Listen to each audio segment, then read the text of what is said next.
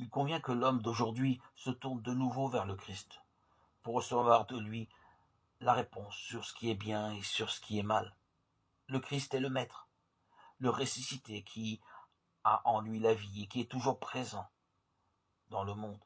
Il ouvre aux fidèles le livre des Écritures et en révélant pleinement la volonté du Père, il enseigne la vérité sur l'agir moral.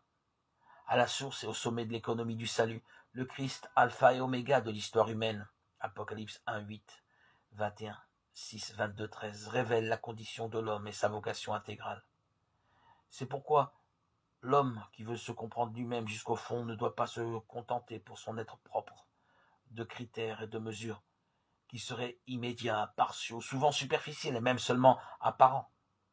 Mais il doit, avec ses inquiétudes, ses incertitudes et même avec sa faiblesse et son péché, avec sa vie et sa mort, s'approcher du Christ.